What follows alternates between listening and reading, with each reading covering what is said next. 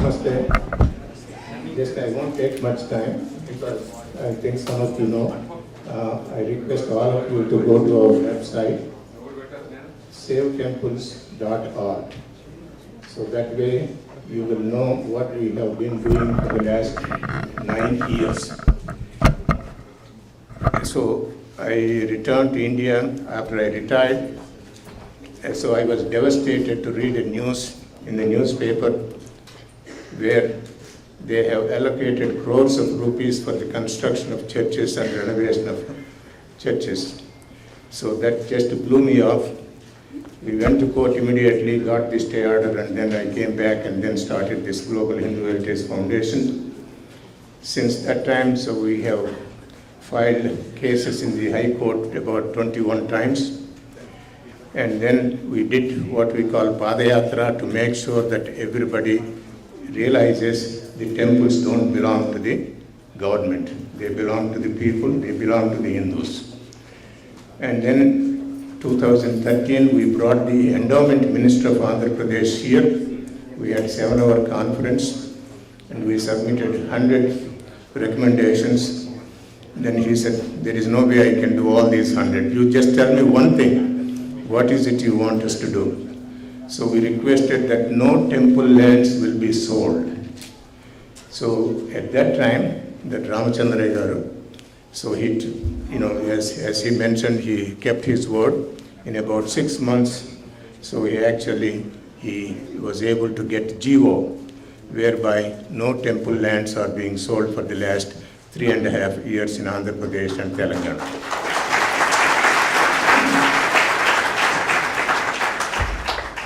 And at this time, endowment minister, he has RSS background. So we have been talking to him, and he is very, very receptive. Whatever we are requesting, or either for renovation or whatever it is, he takes it very seriously. And then he has been doing a lot of good things in support of what we are doing. And in fact, just last item I want to mention, in Krishna Janmashtami, so I requested him to declare Krishna Janmashtami as Go Dinotsava Puja Day. So this last, about 2 weeks ago, when we had Krishna Janmashtami, so all the temples, every temple in Andhra Pradesh has done Go Puja. So some of the things we are doing, but basically I'm going to send, since you have already signed up, gave the email addresses, and this is the brochure which will give you what is our mission, what we have done. So I will send you this particular brochure, 8-page brochure, so I don't want to go and then give you all the information, because we are here for Dr. Swamy, so the concentration should be only Swamy. So I will send you this one. Please read, and whatever way you can support the cause, because Hindu survival is at stake. Unless we all realize what is happening in India, what is happening to the temples, what is happening to our Hindu principles, how they have mishandled and manhandling Hinduism, so we will be dead. So I wish all of you become ambassadors to our Hinduism, and then promote, propagate, and then try to teach our children. So thank you so much. So I will just so at this time, so I request Dr. Subramanian Swamy to come here on the stage, and then I will introduce him after he comes here on the stage. So one round of applause, please, for that.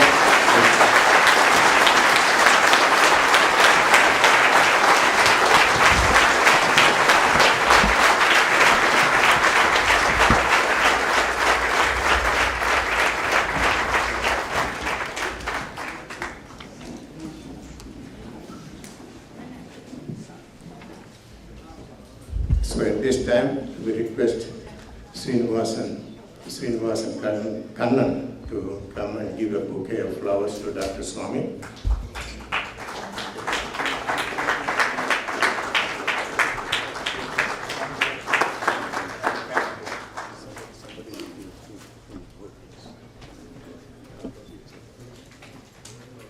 And we also have the National Secretary of VHS, Virat Hindustan Samstha. That is what Dr. Swamy started. So he is the National Secretary for that one, Jagadish Shetty. So we want to just recognize him and then please give him a bouquet of flowers.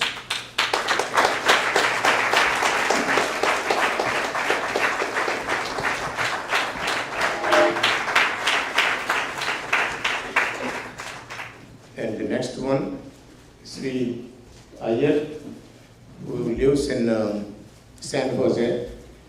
For the last 1 year, he gave up his work, he gave up his job, so he is basically trying to preserve Hinduism and basically trying to see how best we can present with evidence what is happening back in India and what are the efforts Dr. Swamy is making, because we have to be mouthpieces for whatever Dr. Swamy is doing. So he has written almost every 2 days there will be an investigative reporting. In fact, his publications have reached to the government level where even the Rajya Sabha and the Parliament has started talking about it, saying how can so and so can write something like this one. So that means once it reaches, that means something is happening there. So he is Sri Iyer.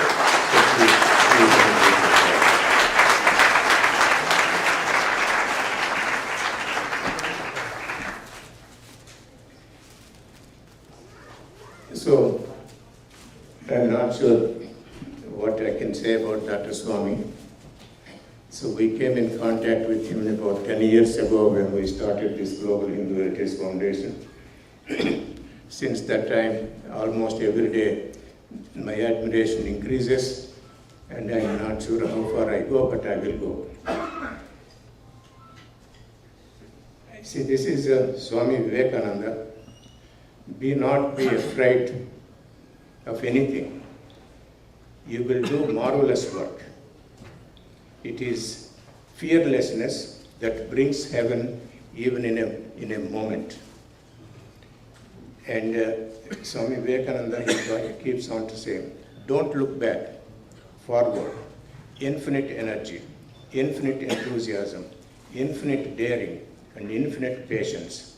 Then alone great deeds can be accomplished. So that is what Dr. Swamy is all about. And he has infinite enthusiasm, a lot of energy. He wants to make sure that India is preserved, Hinduism is preserved. He is a crusader against black money, a sole champion in stopping the Ram Setu destruction, outspoken advocate to uphold high morals and ethics, committed to build Rama temple as well as 2 other temples, that is Mathura and Kashi Vishwanath temple. He considers the destruction of Ram temple as mandatory for revival of our culture. We have started and we will not give up until it is made. He is a staunch believer in establishing peace and harmony in Bharat, committed to free Hindu temples from the government control. He is a rebel against looters and cheaters. A man with no skeletons in the closet. A man who strikes terror in the hearts of corrupt and crooked. The only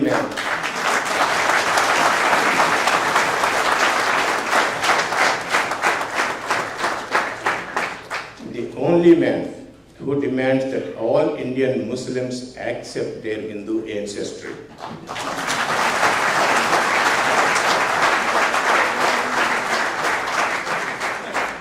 The only man with the guts to suggest practical solutions to wipe out Islamic terrorism in India.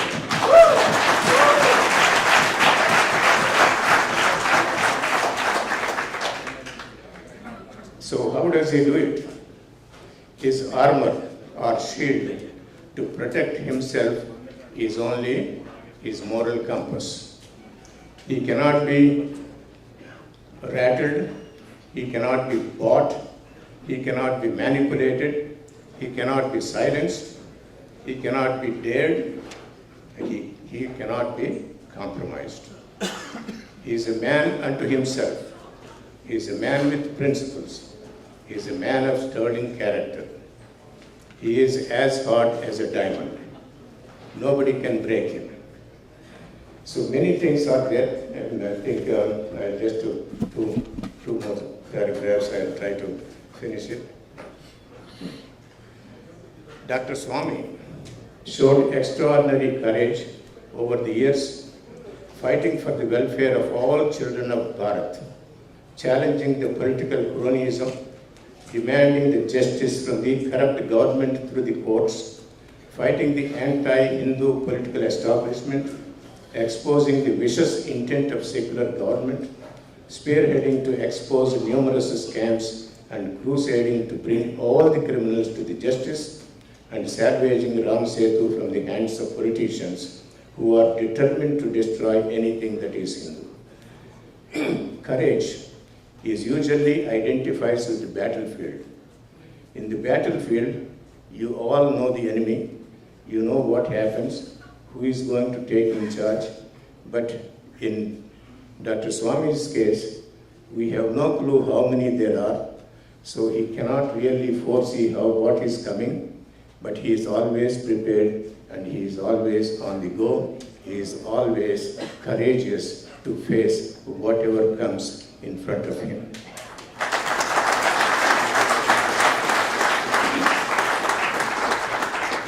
He is a lone ranger and one-man army with guts, courage, and fearlessness. Let all of us who want to bring back the glory of Bharat, restore the grandeur of Sanatana Dharma, re-establish the ethical compass that was the basis of our civilization, and bring back the pride and dignity of Bharat, should support the legal efforts of Dr. Swamy. It is his time. It is time for all of us to stand up with him. It is time to prevail. It is time for his legal brilliance to triumph. We should not fall him. We should not fail him. We should not diminish him. He is not afraid to take up the cause and challenge the mighty government even at the expense of his life. We should support with all our might. Our appreciation of his efforts should match our commitment to support him. We should stand with him. We should stand by his side. We should cover his back. Let us welcome Dr. Swamy ji. Dr. Swamy, stand in your room, please.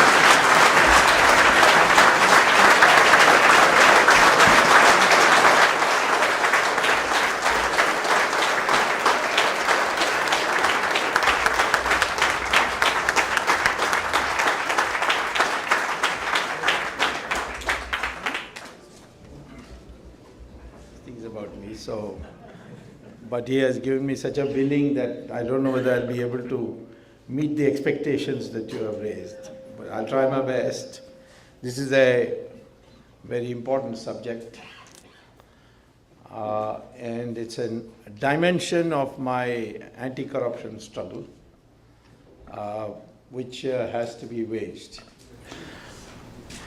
You know that when Muhammad Ghazni and Ghori came, and subsequently the Mughals, they made our temples a target. The more holy the temple, the bigger the target for them. And they destroyed a large number of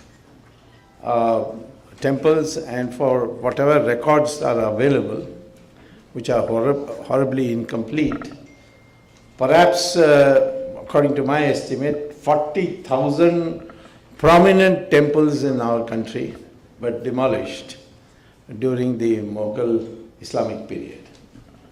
That lasted 800 years. The British came, they did not demolish temples, but they took control of it. Particularly those who are, where the money was very substantial, like the Tirupati temple was taken over in 1933 This process began, the British mind began to work on this temple concept of taking over and controlling it.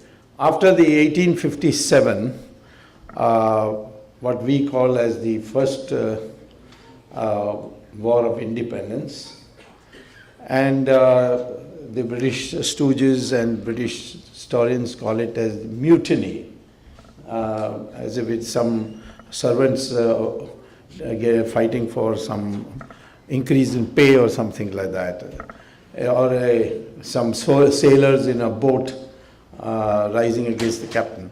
So it was a major war, shook the British to their roots, that the whole of India stood up to throw them out and nearly threw them out. In fact, for a short while we had a independent government, a Hindu prime minister and a Muslim emperor, Bahadur Shah, and the first legislation passed by that government, which lasted a few months only, was ban on cow slaughter.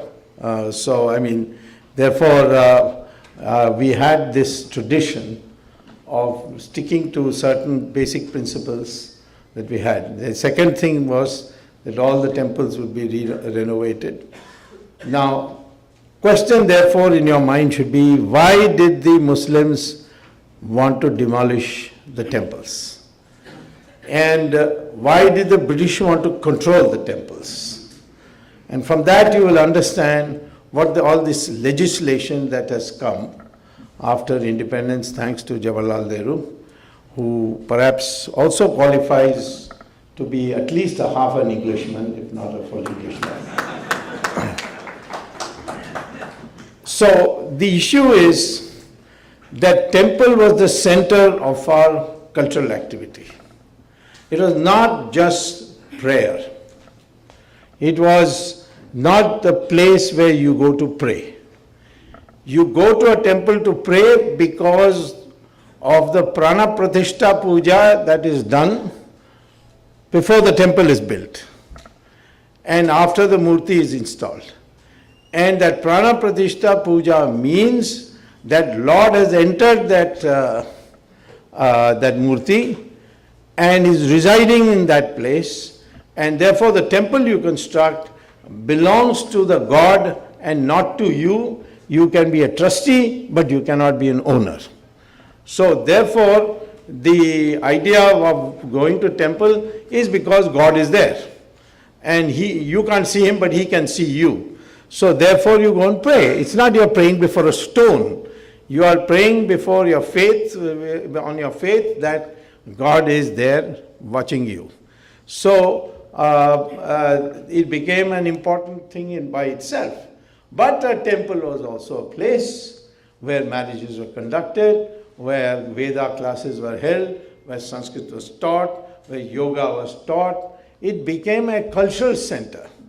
And I would say to you all here who have built these magnificent temples, the Hanuman temple I saw is a real tribute to our Hindu religion, that you are in this environment, you have built such a magnificent thing. And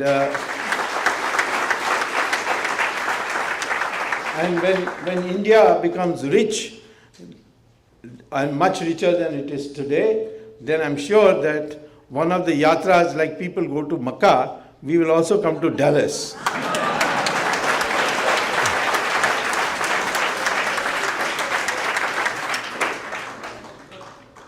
In our religion, we have never held boundaries as binding you. For instance, you go to temples in Indonesia, you go to temples in Cambodia, you can go to temples in Vietnam, you can see temples in China. I've been to Fujian province where there's a huge Shiva's statue. Then, of course, the Donohang caves, which are the same as the Ajanta caves. It's a copy of Ajanta cave. So for us, as far as our religion is concerned, there are no geographical barriers at all. And every place where you build a temple is for us a sacred place. So now, this was the concept that they wanted to shatter in your mind, that here is nothing. So more than that, the cultural activities which surrounded a temple had the sanction of the temple, that was to be destroyed. So he wanted to destroy Sanskrit, as Macaulay wanted, and so that Sanskrit is, unless Sanskrit is removed, the unity of India will not be destroyed. They wanted India to be in pieces and then kept together like a circus ringmaster. They wanted it to control. And therefore, the Sanskrit decimation, destruction of Sanskrit became very important. Of course, now Sanskrit is on revival, not in India, but in Germany, 14 universities have made teaching of compulsory as an independent discipline. And in NASA, you go to Houston, you've seen that for artificial intelligence, minimum qualification is a compulsory, that's compulsory qualification is knowledge of Sanskrit. Sanskrit is now being used by speech therapists, that if you can pronounce Sanskrit words, your speech will improve. So speech therapy also, Sanskrit is being used. In Britain, the most fancy school, St. John's School, they teach Sanskrit compulsory to students because they say the moment you start speaking in Sanskrit and uttering Sanskrit shlokas, there's vibration in your body which leads to brain development. So therefore, this is a language of the gods, and it is common, vocabulary is all over India. Every Indian language has Sanskrit words. Malayalam has the most. Bengali has the second most. Even Tamil has 43% of the words which are common to Sanskrit. And I've had an argument with these Dravidian party leaders like Karunanidhi, who said, no, Tamil is an independent language and Sanskrit is an imposition. Then I said, why don't you change your name, Karunanidhi, which is Sanskrit. Karuna and Nandi are both Sanskrit names. His grandson's name is Aditya. So I told him, why don't you say Kadiryavan? Kadiryavan is Tamil name for a son. And Kadiryavan is Tamil name for son, but his grandson is named Aditya. And his daughter-in-law's name is Durga. Stalin's wife's name is Durga. So, of course, I asked Stalin that why is your name Stalin? Because that fellow is a murderous dictator and he was named after him. You couldn't find a Tamil name. You had to find a Russian name for yourself. He said, no, my name was Ayyappa, and it didn't sound right. So, every part of India is connected with Sanskrit. And the teaching of Sanskrit was made possible because of these temples. So temple was the core of a culture. You're not fighting for temples because it is where God is. Of course God is there. And once a temple is constructed on Prana-Pratishtha Puja basis, it shall always remain a temple. And this is a judgment of the British House of Lords.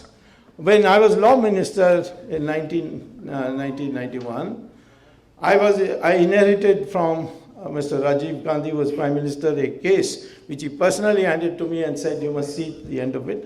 There was a Nataraj statue which was stolen by smugglers from Tanjavur from a shut down temple. Because many temples had to be shut down because this HRNC Act which was brought in just starved the temples of their money, and therefore they couldn't sustain it, because temples was based on self-sustaining basis of growing crops on the land donated by people to the temple, huge amount of lands, and so they gaushalas, the milk was being sold, everything which the temple needed was available because of the property that it held. And these were taken away and they were occupied, they were subject to illegal occupation, and so consequently the temples ran out of money and they were shut down. Now out of those, that one shut down temple in Tanjavur, they stole this Nataraj temple and took it for auction to be put in the drawing rooms of of Britishers, and they can look at it very curiously and show it to be a dinner table conversation. And at that time, the government of India wanted it back. So I sent our lawyers and I said, you argue, not on the, because we had lost at one level, so it became now for us to appeal to the House of Lords. And at that level, we argued for the first time in 1991 that, and this is a reported judgment in the British, which is called the All India Reporter of the British of the UK, where the judgment before their lordships, there were three. We argued that temple once built according to Prana Pratishtha Puja, whether it is destroyed, whether it is closed down, whether no puja is taking place, nothing is happening, that temple is still a temple. And when I talk to you at the end of today's lecture about Ram Temple, I will bring that as an argument. It's going to be there in the Supreme Court. We are going to win that case and Ram Temple will be built very soon.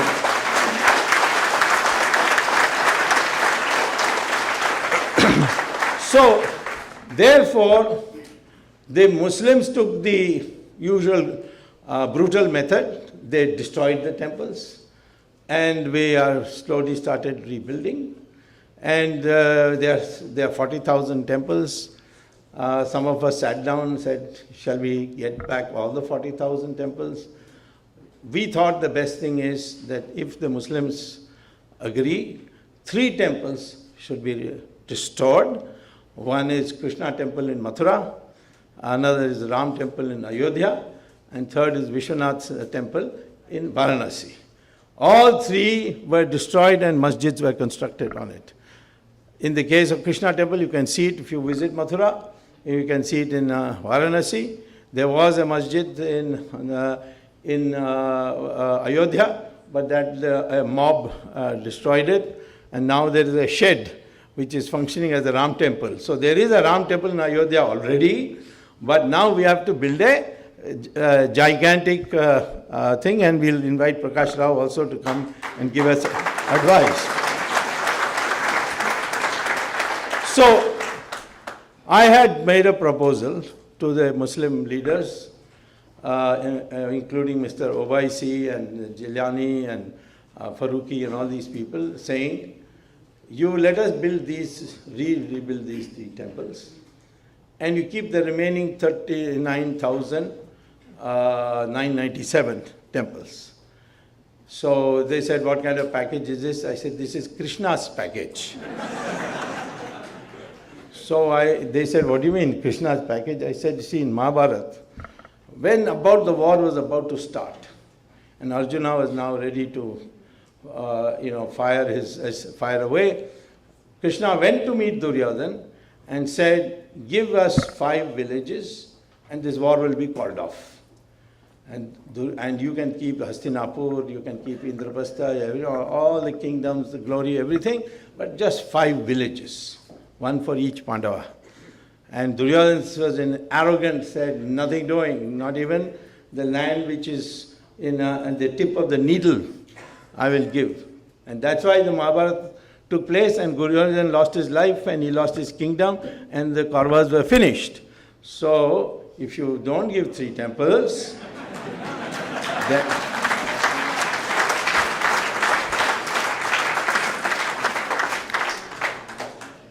now they have come around to the view that whatever the Supreme Court decides, we will accept.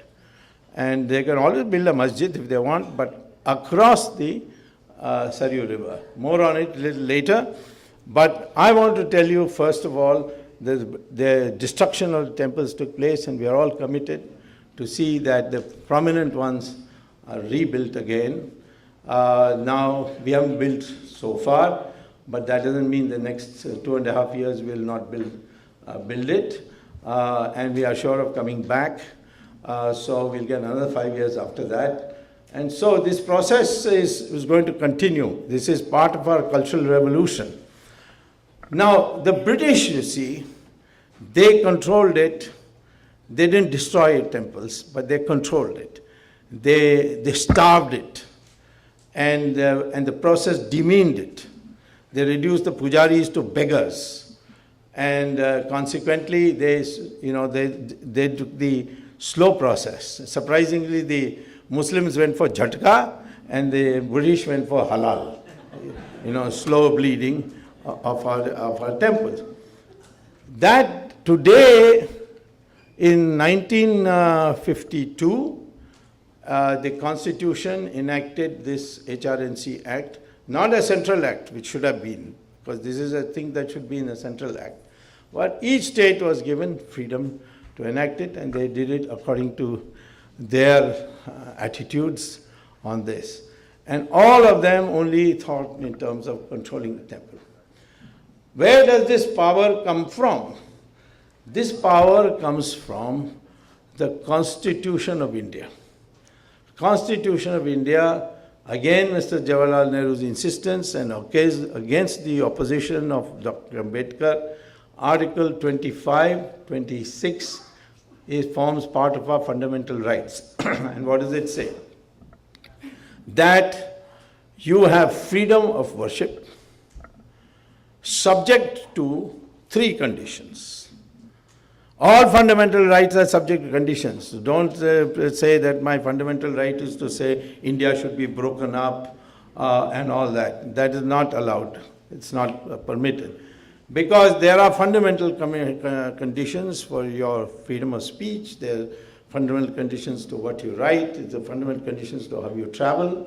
Freedom of travel is there, but it's subject to restrictions. Fundamental of jobs, fundamental of consumption. All the fundamental rights are subject to reasonable restrictions. So fundamental right to freedom, a fundamental right to worship is subject to 3 conditions in the Constitution. And that is restrictions arising from the need for public order. If you do something which in the name of religious practice, you can't say if it is going to cause a disorder in the public. So that's number 1.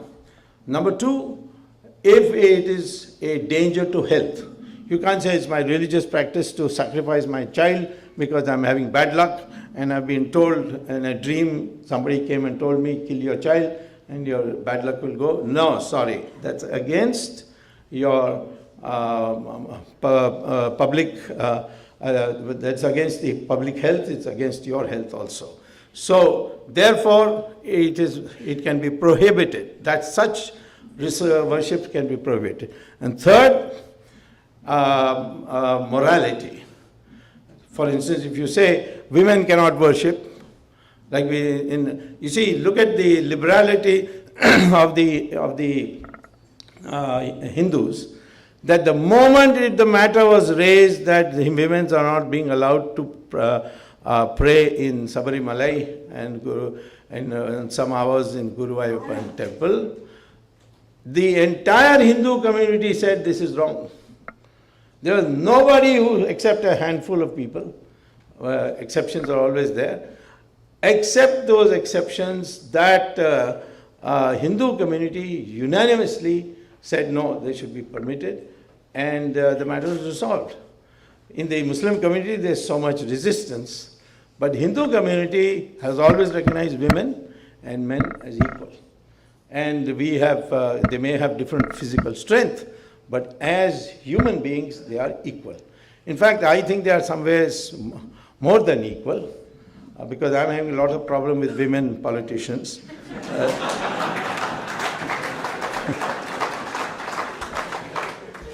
But you see, Brahma's cabinet, Brahma is the supreme god, the Prime Minister of India. Shiva and Vishnu are deputy prime ministers. But all the important portfolios of Brahma's cabinet are occupied by women. Defense by Durga, finance by Lakshmi, and education by Saraswati. What do the men got? I searched all our ancient literature. I found men only got one portfolio. That was information broadcasting for Narad Muni. I don't mean our present information minister is a Narad Muni, but Women are normally charged for this gossiping, but our tradition is that men gossip, and that's why Narad Muni was given information broadcast. Now, that is our tradition, and we have to get back that tradition.